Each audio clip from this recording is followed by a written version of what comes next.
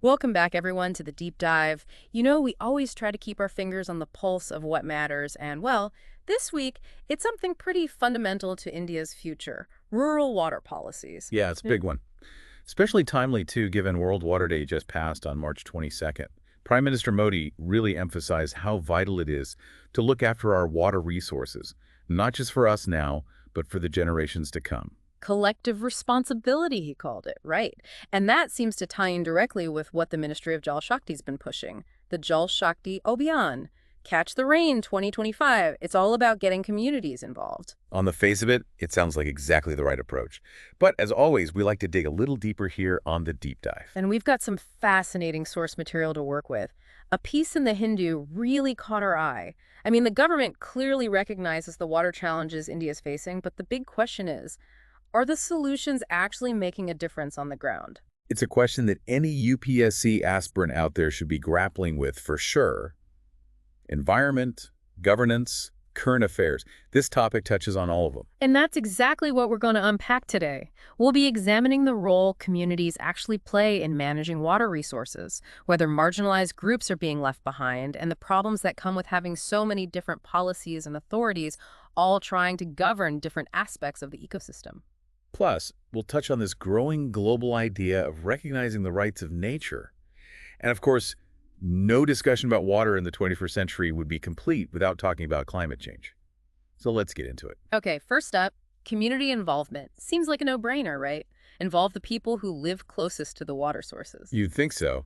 But what's interesting is when you start to look closely at what's actually happening, there's often a disconnect between the official rhetoric and the real influence these communities have when it comes to making decisions.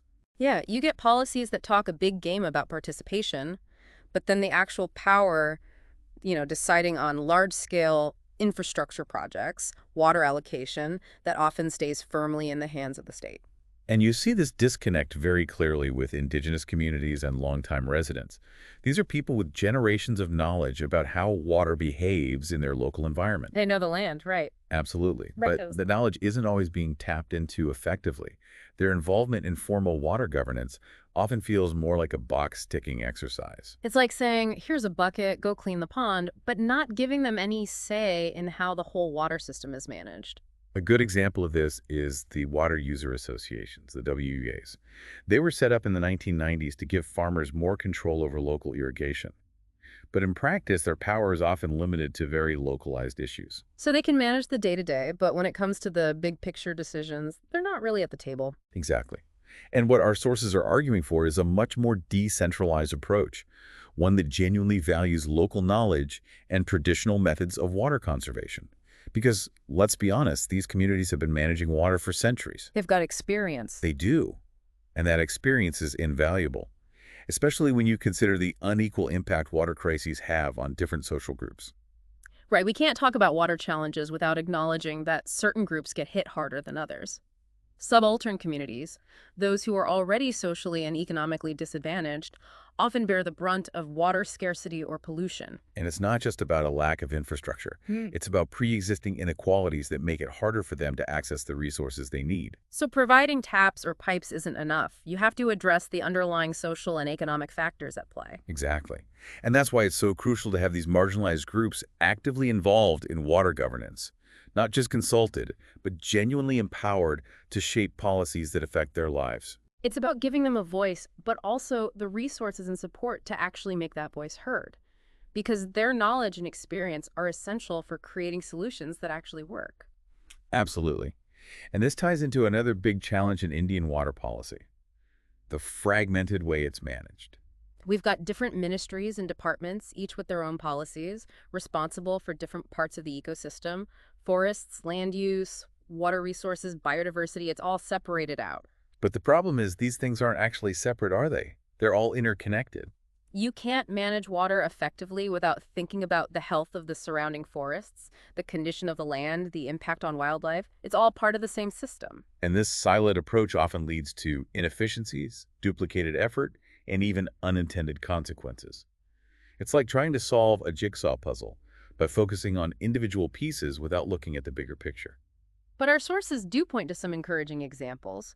They highlight traditional ecological practices in some rural communities in Western India that offer a more integrated model. Yeah, the example of Orans, those sacred groves, is really fascinating. They're protected for religious and cultural reasons, but they also play a vital role in water conservation. The vegetation helps trap rainwater runoff, reduce soil erosion, and recharge groundwater.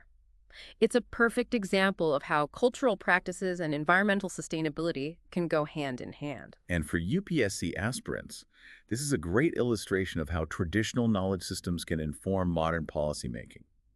It's about recognizing that local communities often have solutions that have been working for generations. And it challenges this very Western idea that modern science has all the answers. Sometimes the best solutions are the ones that have been around for centuries. Absolutely. And that leads us to another really interesting idea that's gaining traction globally, Mm. the more than human perspective. It's this idea that nature has intrinsic value, regardless of its usefulness to humans, that we need to start thinking about the rights of nature. Which is a pretty radical shift from how we currently approach things in India, where water policy is very much focused on meeting human needs. But here's the thing. Our sources point out that some rural communities in India are already practicing a form of this more than human approach without even realizing it. Yeah, they give the example of communities in Western India who adjust their irrigation practices based on how much water is available for local animal populations. They're thinking about the whole ecosystem, not just human needs. So it's not this foreign concept. It's already embedded in some traditional practices. And maybe there's something our formal water policies can learn from that. Perhaps even exploring legal frameworks that recognize natural water bodies as entities deserving of protection and rights. It's a big shift in thinking, but it's one that's gaining momentum globally. And all of this is happening against the backdrop of climate change, which is a huge and unavoidable factor in all of this. Right, we can't talk about water security without talking about climate change. The sources we've been looking at are very clear about that. There was a recent study in Nature predicting a widening water gap in India as global temperatures continue to rise. More droughts, more floods, more unpredictable rainfall patterns. It's all happening now. So climate resilience has to be front and center in any water policy discussion. We need water systems that can handle these extreme events. We need to make our existing infrastructure more robust. And we need to prioritize ecosystem restoration because healthy ecosystems are more resilient to climate change. It's about combining the best of traditional knowledge, like those ancient rainwater harvesting techniques, with modern innovations like smart irrigation and climate-responsive water storage. So where does all of this leave us? What's the way forward? Because from what we've seen, while there's a lot of talk about community participation, the reality on the ground is often quite different. Absolutely. We need to move beyond lip service and ensure that local voices are genuinely at the heart of decision-making. It's not enough to just consult them after the policies have been made. And while traditional practices are valuable, they might not always be enough to meet the challenges of a rapidly changing world, including climate change. That's why capacity building and education are so important. It's about finding ways to integrate scientific knowledge and technology with local wisdom to create solutions that are both effective and sustainable. So to sum it up, it seems like India's rural water policies are at a bit of a crossroads. Yes, and if there's one key takeaway from our deep dive into this piece from the Hindu, it's that we need a fundamental shift in how we approach water management. A shift towards genuine community empowerment, addressing the vulnerabilities of marginalized groups, adopting a more holistic and integrated approach to governance, and putting climate resilience at the forefront. And underpinning all of that is this shift towards a more than human perspective, recognizing that water isn't just a resource for us to exploit, but a vital part of a complex and interconnected ecosystem. For anyone listening who's preparing for the UPSC exams, these are really crucial ideas to grasp. They cut across so many different areas: environmental policy, governance, current affairs. Understanding these nuances will definitely give you an edge. So as you continue to study and learn, we'll leave you with a thought-provoking question. How can we take the best of traditional ecological knowledge and combine it with modern technology to create genuinely sustainable water solutions that work for everyone in India's incredibly diverse rural landscapes? It's a huge challenge, but it's one that we need to tackle head-on. And if you're interested in exploring these kinds of issues in more depth, make sure to subscribe to The Deep Dive for more insightful discussions like this one. Don't forget to like this episode and leave a comment if you have any questions or thoughts you'd like to share. Thanks for joining us, and we'll see you next time.